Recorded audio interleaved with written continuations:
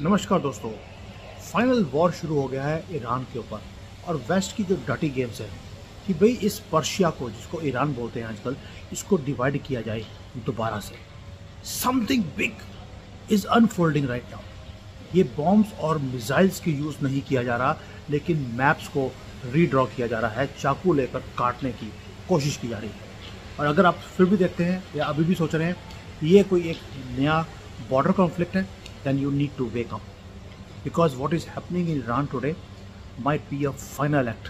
ये ड्रामा जो इन्होंने शुरू किया था 1979 में, वो उसका फाइनल एक्ट अभी हो रहा है।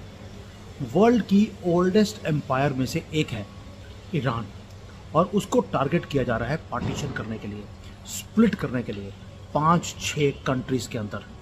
जैसे कि एक मीट को लेकर कोई बुचर काटता है चाकू लेकर, वो वाला काम किया जा रहा है टेबल के ऊपर रखने के बाद। और ये चाकू जो है वो शार्पन कौन कर रहा है, आपको सुनकर हैरानी होगी। वही कंट्रीज जो पहले क्राई करती थी पीस के लिए, डेमोक्रेसी के लिए, ह्यूमन राइट्स के लिए, आज वही चाकू को तेज भी कर रहे हैं। लेकिन आप आज देख रहे होंगे कि भाई ईरान के पीसेस करने से हमारे ऊपर असर क्या पड़ेगा। हमारे ऊपर इतना असर पड़ेगा आप सोच भी नहीं सकते। मैंने 2-3 वीडियोस ऑलरेडी इसके ऊपर बना दिए हैं। अब आते हैं न्यू मैप ऑफ ईरान के ऊपर, और हमारे ऊपर असर क्या पड़ेगा उसको मैं अलग से आज एंड में डिस्कस करूंगा। बहुत बड़ा इम्प्लीकेशन है भारत के लिए, और हमारी ह्यूज इन्वेस्टमेंट्स है ईरान के अंदर, उसको मत भूलना। अब आप सोच के देखिए न्यू मैप ऑफ ईरान में है क्या। इंडिपेंडेंट कुर्दिस्तान, टर्की चाहता है कि वो ईरान की कुछ टेरिटरीज को खुद एनेक्स कर ले। बलूचिस्तान चाहता है कि जो ग्रेटर बलूचिस्तान है, जिसके अंदर कुछ एरिया ईरान के अंदर आता है, पाकिस्तान के साथ लगता हुआ एरिया, वो बलूचिस्तान के पास चले जाए। यानी कि पाकिस्तान भी चाहता है कि ईरान का कुछ एरिया इसके पास आ जाए। और अरब मेजॉरिटी के जो कुजैस हैं, वो भी चाहते हैं कि एक यहाँ पर एक पपेट स्टेट बनाया जाए। अजरबैजान है, वो चाहता है नॉर्थ वेस्ट का एरिया वो ले जाए, और सेंटर में छोटा सा एरिया वो पर्शिया रह जाए। That's it, let's that sink in. Turkey north west का एरिया लेना चाहता है, पाकिस्तान साउथ ईस्ट का एरिया लेना चाहता है, कर्ड चाहते हैं कि इंडिपेंडेंट हो जाए ईरान से। और अमेरिका तालियां बजा रहा है साइड पे खड़ा होकर। और उसने क्या कर दिया, अमेरिका ने अपने रिफ्यूल करने वाले जो एयरप्लेन होते हैं, जो मिड एयर में जेटर प्लेन्स को रिफ्यूल कर सकते हैं, वो भेज दिए हैं मिडल ईस्ट में। वो अमेरिका वो पुश कर रहा है एक ह्यूज डोमिनो इफेक्ट। और ट्रंप G7 में क्या बोल रहे हैं, G7 खत्म होते ही मैं कुछ बड़ा करने वाला हूं। Yes, you heard that. US is moving everything to Middle East, ताकि ईरान को एक थिएटर की तरह यूज किया जाए। जो मंशा थी कि ईरान को खत्म करना है, वो पूरा किया जा रहा है, और फुल ब्लोन वॉर की तरफ ईरान को धकेला जा रहा है। अब ईरान ने भी कुछ ऐसी हरकतें कर दी हैं, मैं उसके ऊपर भी डिस्कस करूंगा। खमेनी भागने की कोशिश कर रहा है ईरान से, जो कहता था कि अल्लाह से हम डरते नहीं हैं, आज भाग रहा है छुप कर। और जो आज हम ये देख रहे हैं ईरान के अंदर होता हुआ, ये प्लेबुक हमने पहले भी देखी है दोस्तों। भाई पहले तो जो लीडर्स हैं वहाँ के, उनको डिमोनाइज करो, उनको दिखाओ कि यही सौंपे की जड़ है। उसके बाद एथनिक जो डिविजन्स होती हैं उसको यूज़ करो, क्रिएट करो, और उसके बाद जाकर जब डिविजन्स कंट्री में हो जाएं, उसको जाकर बॉम्ब कर दो। और बॉम्ब होने के बाद वहाँ पर जो लीडर है उसको मार दो या भागने के लिए मजबूर कर दो, और एक पपेट रेजिम को वहाँ पर बिठा दो। हमने इराक में, लीबिया में, सीरिया में, हमने इवन कि अफगानिस्तान में, सब जगह हमने ये कुछ देखा। बांग्लादेश में भी यही देखा है। अब टारगेट है Iran. Last standing challenge to western dominance in West Asia.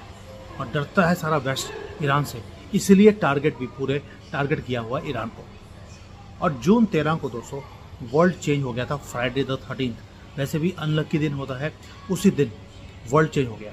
Surprise move किया था इसराइल ने, वहाँ पर जाकर डायरेक्ट मिलिट्री स्ट्राइक करी ईरान के ऊपर। आपको लगता है कि इसराइल ने अकेले करी होगी या अमेरिका का भी हाथ था?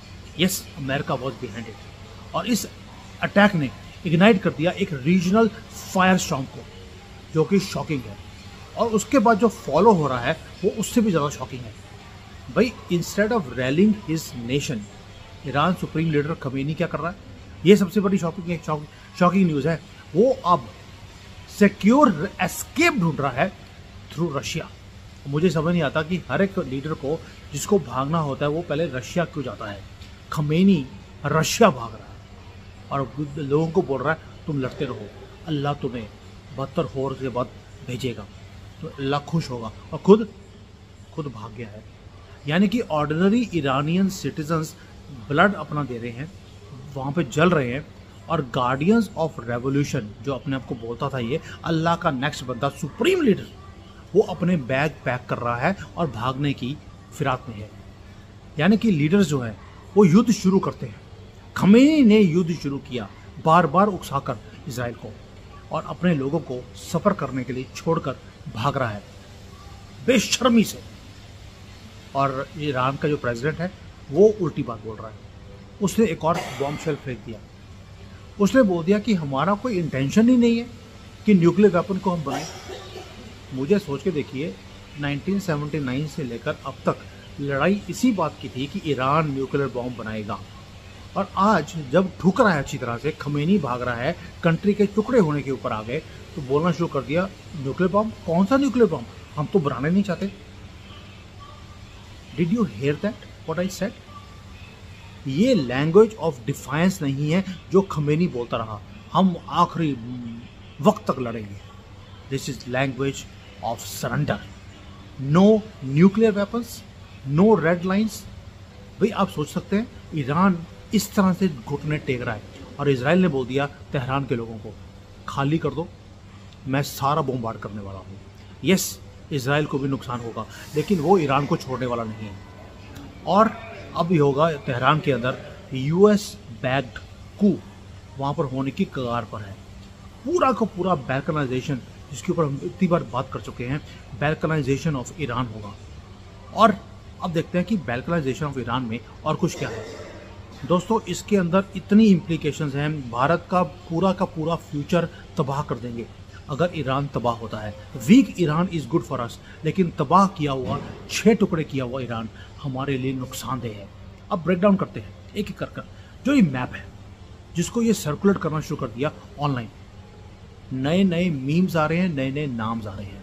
ग्रेटर कर्डिस्तान जो कि नॉर्थ वेस्ट का एरिया है, अजरबैजान नॉर्थ वेस्ट में एक और एरिया वो लेके जाना चाहता है, तुर्की वो वेस्ट ईरान का एरिया वो लेके जाना चाहता है, और अरब्स जो हैं वो चाहते हैं कि एक पर्शियन हाट के अंदर एक सेपरेट जगह उनको मिल जाए।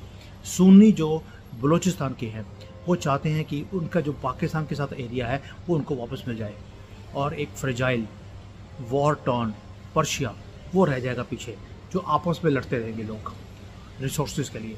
ये है प्लान, और यही वल्चर्स करती हैं। ये जो वर्ल्ड के लीडर्स हैं, वल्चर्स घूमने शुरू हो गए हैं पूरे के पूरे ईरान के ऊपर। और ये वल्चर्स है कौन? ये भी आपको सुनकर हैरानी होगी।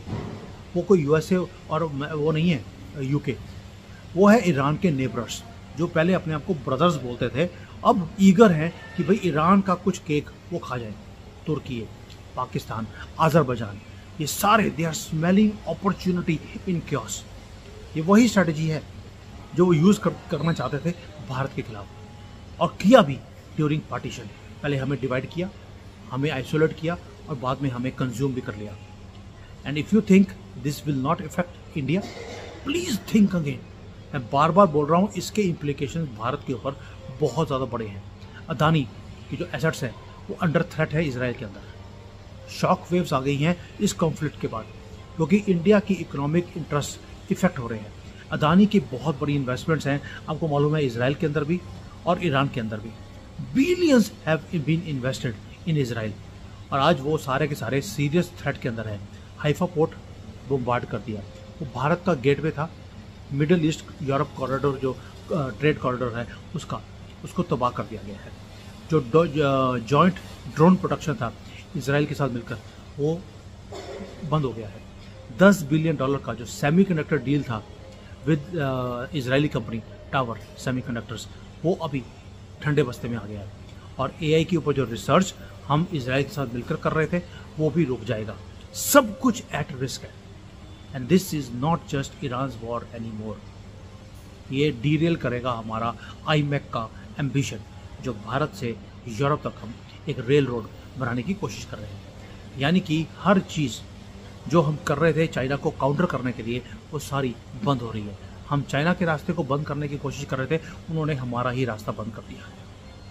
दोस्तों आप सोच के देखिए, अगर हाइफा जो पोर्ट है वो फेल होता है तो अदानी का जो ड्रोन फैसिलिटी है वो भी ख़त्म होती है। इसराइल का जो डिफेंस प्रोडक्शन सिस्टम जो हमारे साथ मिलकर करना था वो भी बंद होता है। यानी कि भारत एक बहुत ही की स्ट्रेटेजिक प्लेटफॉर्म को लूज कर लेगा। Now let me ask you one simple question.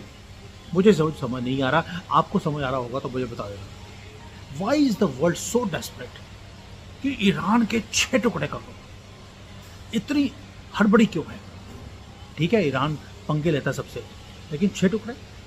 इसको करने के बाद वहाँ पे जो एथनिक जो लड़ाइयाँ शुरू होगी, क्या उसकी आग पूरे एरिया में नहीं स्प्रेड होगी, इंक्लूडिंग इंडिया? और क्या अमेरिका फ्यूल अप करना चाहता है इस एरिया को दोबारा से, कि हर जाइए जाके वहाँ पे पहले अफगानिस्तान के पीछे पड़े रहे, उसके पहले इराक के पीछे पड़े रहे, उसके पहले सीरिया के पीछे पड़े रहे, अब ईरान के पीछे पड़ गए, सिर्फ इसलिए कि कंट्रोल करना है वहाँ पे रिसोर्सेज को। और अब इजराइल के पीछे खड़े हो गए किस नाम पर? कि we want peace. You want peace by dividing countries. और जो ईरान है उसके अपने लीडर अब बुर्का डालकर भाग क्यों रहे हैं अगर ईरान इतना ही स्ट्रांग है? दोस्तों ये पूरा रीसेट है वेस्ट एशिया का, और ये एक नया चैप्टर है, एक जो नया युद्ध आने वाला है आगे आकर, उसको वर्ल्ड वॉर 3 बोलते हैं। वो अभी नहीं, वो 27-28 में जाकर आएगा। उसका ओपनिंग चैप्टर ईरान का फॉल है, और भारत को अलर्ट रहना चाहिए, क्योंकि अगर ईरान फॉल करता है तो बैलेंस ऑफ पावर जो है एशिया के अंदर वो पूरा का पूरा शिफ्ट हो जाएगा। चाइना, तुर्की, पाकिस्तान, ये सब इस एरिया में आकर अपनी पोजीशन को गेन करेंगे। वेस्टर्न जो कंपनीज हैं वो रिसोर्सेज को चुरा कर ले जाएंगी, और जो टेरर ग्रुप्स हैं वो भांड़े डालेंगे इस एरिया में, भंगड़े। और भारत जो है और वेस्ट एशिया जो हमारी स्ट्रेटजी है वेस्ट एशिया के लिए, वो सारी की सारी कोलैप्स कर जाएगी। हम तो रास्ता बना रहे थे कि भाई ईरान से हम सेंट्रल एशिया जाएंगे, हम पीओके से सेंट्रल एशिया जाएंगे, सारा कुछ ठंडे बस्ते पे चला जाएगा। So this is not just Iran war, ये वॉर है against sovereignty of every country. और हर नेशन जो खड़ा हो रहा है इस वेस्टर्न हेजिमनी के खिलाफ या ग्लोबल एम्पायर्स के सामने, उन सबको एक एक कर चुन कर खत्म किया जा रहा है। And we must learn from this moment, क्योंकि आज वो ईरान है, कल को हम भी हो सकते हैं। और अमेरिका भारत को राइज करने देगा? पॉसिबल नहीं। वो दिखाता है आपको दोस्ती, लेकिन आपके दोस्ती नहीं करेगा, वो अपने फायदे के लिए काम करेगा। चाइना को भी दोस्ती दिखाई थी, आज चाइना को बर्बाद करने में लगा हुआ है अमेरिका।